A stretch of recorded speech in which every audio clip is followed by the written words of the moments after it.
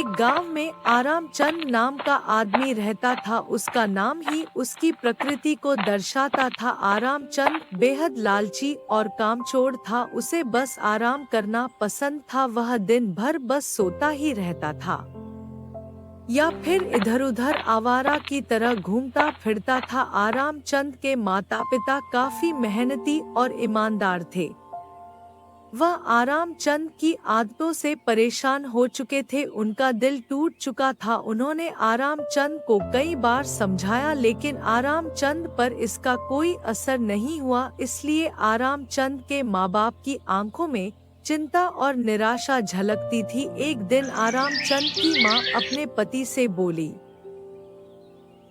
आरामचंद तो हमारी सुनता ही नहीं है, हर वक्त सोता रहता है या इधर उधर आवारा ऊंटों की तरह फिरता रहता है। ऐसे कैसे काम चलेगा? हमें इसकी शादी कर देनी चाहिए। जब इसके ऊपर जिम्मेदारियां आएंगी तो शायद उसकी आलसी आदतें बदल सकती है। तुम सही कहते हो, हमें ऐसा ही करना चाहिए।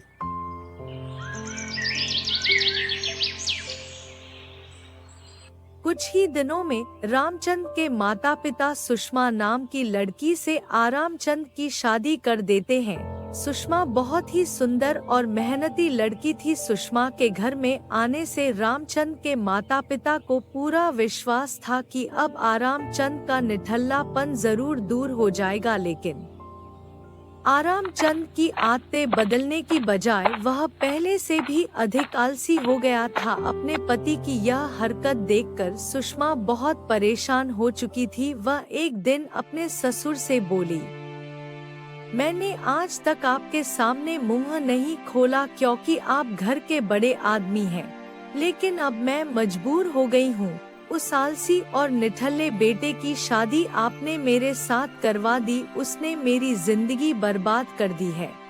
कुछ करता धरता नहीं है, सारा दिन घर में पड़ा रहता है। आपको क्या लगा था कि सिर्फ शादी कर देने से वह सुधर जाएगा? उसने मेरी जिंदगी का चैन छीन लिया है। जब से शादी हुई है उसने अपनी जिम्मेदारियां समझने की एक बार भी कोशिश नहीं की। घर में पड़ा रहता है, कुछ काम नहीं करता। अब मैं सोचने पर मजबूर हूँ कि कब तक मैं यह सब सहती रहूं, कब तक बर्दाश्त करूं। इस तरह तो घर नहीं चल सकता। घर में कुछ भी नहीं है। मैं सोचती थी कि घर की बात बाहर ना जाए, लेकिन अब मैं मजबूर हो चुकी हूँ। कब तक मैं यह सब देखती रहूं? बेटी, तुम चाहती क्या हो? मैं चाहती हूँ कि वह कोई काम करे, अपनी जिम्मेदारी समझे। बेटी, वह तुम्हारा पति है, तुम उसे समझाओ कि कुछ काम करे। मैं उन्हें क्या समझाऊं? मैं तो समझा समझा के पागल हो चुकी हूँ। वह मेरी सुनते ही कहाँ है। बस सारा दिन घर में पड़े रहते हैं या पागलों की तरह इधर उधर फिरते रहते हैं। यूं ही कुछ दिन बीत जाते हैं। आरामचंद के माता पिता का देहांत हो जाता है। उनके देहांत के बाद आरामचंद को और भी छूट मिल जाती है, क्योंकि उससे कोई कहने सुनने वाला अब रहा ही नहीं था। अब आरामचंद की पत्नी आरामचंद से बहुत परेशान रहने लगती है। एक दिन आरामचंद चरपा पर लेटकर आराम कर रहा था। आरामचंद को आराम करता हुआ देख उसकी पत्नी गुस्से से आग बबूला हो जाती है और फिर वह गुस्से में अपने पति से बोलती है, आपको शर्म नहीं आती? यूं ठल्लों की तरह घर में पड़े रहकर पूरे गांव के मर्द सुबह होते ही अपने अपने काम पर चले जाते हैं। उनकी पत्नियां कितना सुख से रहती हैं। एक मैं हूँ, जब से घर में आई हूँ तब से एक पल के लिए सुख भी नहीं मिला है। ये कैसी बात कर रही हो सुषमा? तुम जानती हो मैं कब से काम की तलाश कर रहा हूँ, लेकिन जहाँ भी जाता हूँ वहाँ छोटे मोटे काम ही मिलते हैं और छोटे मोटे काम करना देखो मुझे पसंद नहीं है। अरे मैं करूँगा तो कोई बड़ा काम करूँगा। बड़ा काम तुम्हें मिलेगा नहीं और छोटा तुम करोगे नहीं। कुछ दिन की बात है, फिर भूखा मरने की नौबत आ जाएगी। गांव की सभी औरतें अपने पति के साथ कितनी खुश रहती हैं। हर महीने नए नए कपड़े खरीद कर पहनती हैं। और एक हम है कपड़े खरीदना तो दूर की बात है, समय से खाने के लिए ही मिल जाए वही बहुत है। सुषमा कुछ दिन की बात है, फिर देखना तुम कैसे रानी की तरह राज करोगी। अरे नौकर तुम्हारे आगे पीछे फिरेंगे।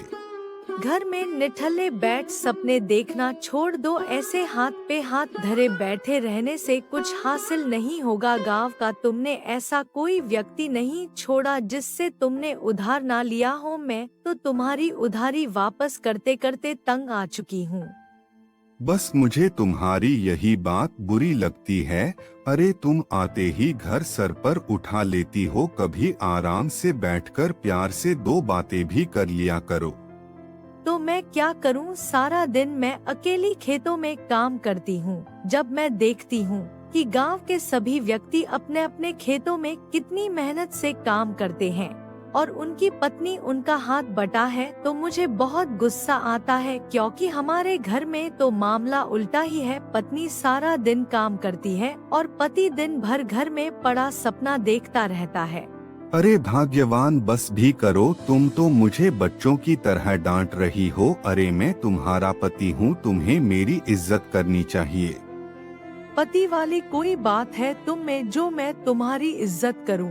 इज्जत उसकी होती है जो घर में दो पैसे कमा कर देता है, घर में हाथ पर हाथ रखकर बैठने वाले की नहीं। जो आदमी अपने परिवार का पेट नहीं पाल सकता उसकी इज्जत कौन करेगा?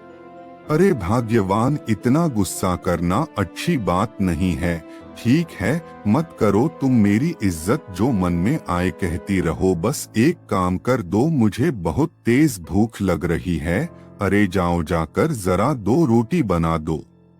तुम्हें खाना मांगते हुए शर्म नहीं आती? 2 दिन से घर में अनाज का एक दाना नहीं है, बताओ खाना कहाँ से बनाऊं? लेकिन तुम्हें किसी चीज से कोई फर्क ही नहीं है। अगर तुम्हारे अंदर जरा भी शर्म बची है तो जाओ, जाकर कुछ काम करो ताकि शाम के वक्त हमारे घर में चूल्हा जल जाए।